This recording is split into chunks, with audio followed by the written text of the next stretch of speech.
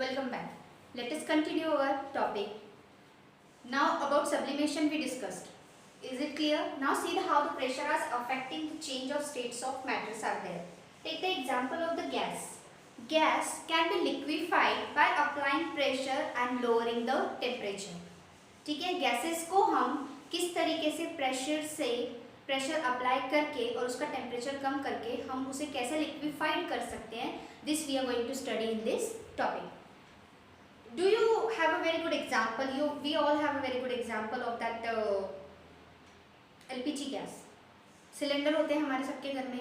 That is also one part of the gas only, but it is liquefying by applying the high pressure and lowering its temperature.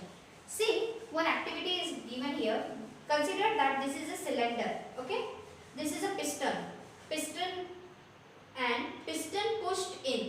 If we are putting the pressure, applying the pressure on it, what does it happening? The particles of the gaseous particles are very free, and this already we studied that gaseous particles are very free to move. They are having a very much more kinetic energy. Clear? So they are moving very freely, much more space between them.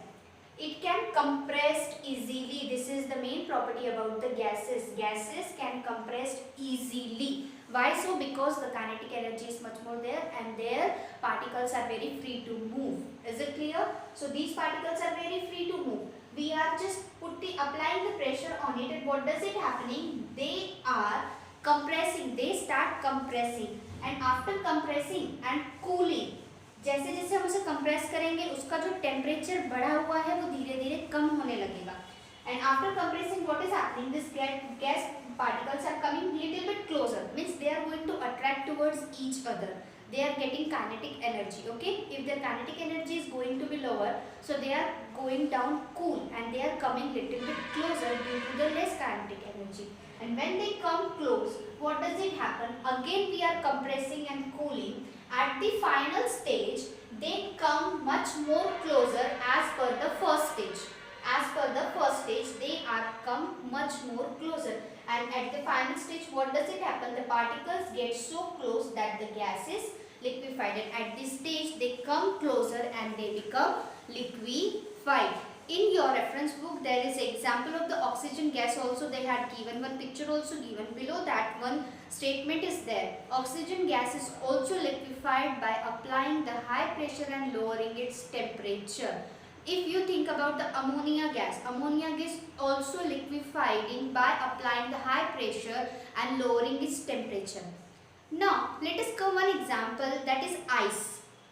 Ice is also known as a dry ice or solid carbon dioxide. This solid carbon dioxide are also converted into carbon dioxide gas with the help of this procedure only. The conversion of solid carbon dioxide into carbon dioxide gas takes place by applying the less pressure at its atmospheric temperature.